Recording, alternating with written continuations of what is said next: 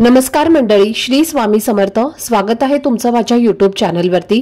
आजचा दिवस तुम्हा सर्वांना खूप छान, सुखाचा, आनंदाचा आणि समाधानाचा जाऊ देत, हीच मी स्वामींच्या चरणी प्रार्थना करते आणि आजच्या या नवीन व्हिडिओला सुरुवात करते. पण त्या अगोदर तुम्ही माझ्या चॅनलवरती जर नवीन असाल तर चॅनलला पण लगेच सबस्क्राइब करा आणि कमेंटमध्ये श्री स्वामी समर्थ लिहायला अजिबात विसरू नका. आज आहे कार्तिकी देव उठणी एकादशी. याचा प्रारंभ आज म्हणजेच शनिवारी 1 नोव्हेंबरला सकाळी 9:11 झालेला आहे आणि याची समाप्ती 2 नोव्हेंबरला सकाळी 7:31 होईल. त्यामुळे कार्तिकी देव उठणी एकादशीचं व्रत हे 2 नोव्हेंबरला म्हणजेच उद्या रविवारी करायचं आहे. त्याचबरोबर बरेच जण आजच 1 नोव्हेंबरला एकादशीचं व्रत करणार आहेत, पण दिंडोरी प्रणित कॅलेंडरनुसार हे व्रत रविवारी 2 नोव्हेंबरला करावं लागेल, कारण उद्या कार्तिकी भागवत एकादशी असणार आहे, जी विशेषतः विष्णू भक्तांसाठी केली जाते. त्यामुळे तुम्ही उद्याच व्रत करायचं आहे. कार्तिकी एकादशी ही वर्षातली सर्वात मोठी एकादशी मानली जाते आणि त्याच दिवशी काही प्रभावी उपाय आणि सेवा करणं हे विशेष पुण्यकारक ठरतं. जर तुम्हाला काही उपाय करायचे असतील तर ते तुम्ही एकादशीच्या मुहूर्तावरतीच करायचे आहेत. त्यामुळे जे काही सेवा किंवा उपाय करायचे असतील तर ते तुम्हाला आजच 1 नोव्हेंबरला म्हणजेच शनिवारी करायचे आहेत. कार्तिकी महिन्याच्या शुक्ल पक्षातील एकादशीला देव उठणी एकादशी असं म्हणतात. या दिवशी भगवान विष्णू 4 महिन्यांच्या योगनिद्रेतून जागे होतात आणि त्यानंतर शुभ आणि मंगल कार्याची सुरुवात होऊ लागते. या दिवशी भगवान विष्णू आणि माता लक्ष्मीची पूजा केल्याने घरात सुख, समृद्धी, धन आणि वैभव येतं. यावर्षी देव उठणी एकादशीला काही विशेष शुभयोग तयार होत आहेत. वैदिक ज्योतिषशास्त्रानुसार या दिवशी ध्रुव नक्षत्रासोबतच रवी योग तयार होत आहे. याशिवाय गुरु कर्क राशीत राहून हंस राजयोग आणि कन्या राशीत शुक्र राहून नवपंचांग राजयोग सुद्धा निर्माण होत आहे. त्यामुळे देव उठणी एकादशीच्या दिवशी केलेले उपाय आणि सेवा तुम्हाला शीघ्र फळ देतात. आता मी तुम्हाला एक अतिशय प्रभावी उपाय सांगणार आहे. देव उठणी कार्तिकी एकादशीला तुम्ही एक वेळ उपवास नाही केला तरीही चालेल, पण संध्याकाळी तुमच्या घरात एक दिवा नक्की लावा. या दिव्यामुळे शत्रू तुमची माफी मागेल, 7 पिढ्यांचं दारिद्र्य नष्ट होईल आणि घरात अखंड लक्ष्मी वास करेल. फक्त 24 तासांच्या आत घरातील सर्व इडापिडा, नजरबाधा, दारिद्र्य दूर होईल. मग या दिव्याला कुठे लावायचं आहे, कोणत्या वेळेत लावायचं आहे, याबद्दलची संपूर्ण माहिती आजच्या व्हिडिओमध्ये मी तुमच्यासोबत शेअर करणार आहे. त्यामुळे व्हिडिओ हा स्किप न करता शेवटपर्यंत नक्की पहा, जेणेकरून तुमच्यापर्यंत योग्य ती माहिती पोहोचेल. आणि तुम्ही माझ्या चॅनलवरती जर नवीन असाल तर चॅनलला पण लगेच सबस्क्राइब करा आणि बेल आयकॉनला पण प्रेस करा, म्हणजे मी जेव्हा कधीही नवीन व्हिडिओज अपलोड करेन त्याचं नोटिफिकेशन सर्वात आधी तुम्हाला मिळेल आणि तुमचा एकही व्हिडिओ हा मिस होणार नाही. तर हा उपाय आपल्याला आज शनिवारी संध्याकाळी करायचा आहे. जरी तुम्ही व्रत उद्या रविवारी करणार असला तरी सुद्धा हा उपाय तुम्हाला आजच संध्याकाळी करावा लागेल.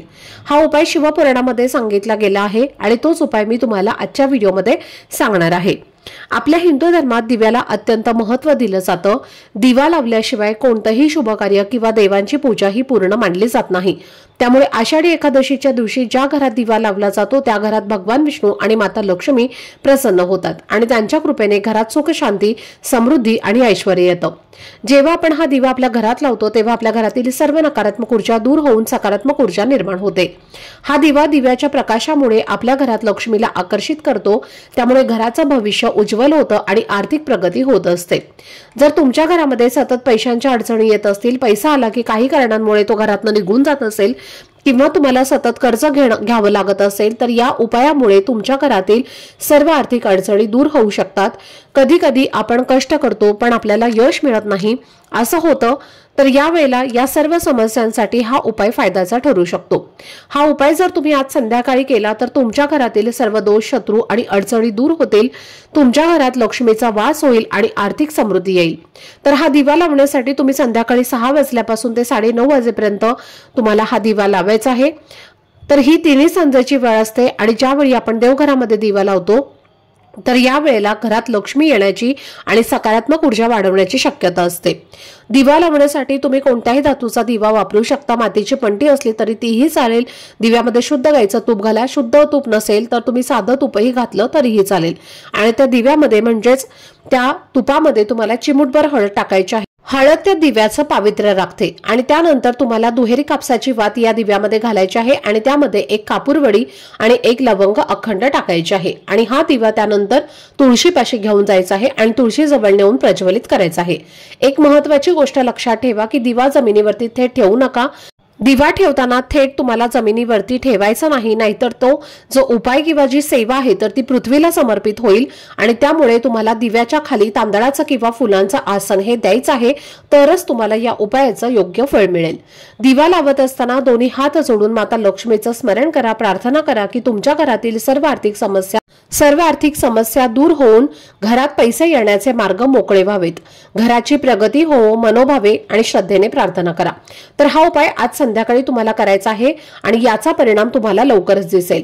शिवपुराणामध्ये सांगितलेला हा उपाय आहे आणि तुमचं भविष्य सुधारण्यास आणि धन प्राप्त करण्यास मदत करेल। तर आजच्या या व्हिडिओमध्ये तुमच्यासोबत मी आणखीन एक प्रभावी असा उपाय सांगणार आहे। तर हा उपाय तुम्हाला अशा लोकांसाठी आहे ज्यांच्या आयुष्यात काही शत्रू किंवा अडथळे सतत येत असतात। कधी कधी आपल्या घराच्या आजूबाजूला काही लोक असतात जे वरनं खूप गोड बोलतात पण आतून आपल्या प्रगतीमध्ये अडथळा आणण्यासाठी प्रयत्न करत असतात।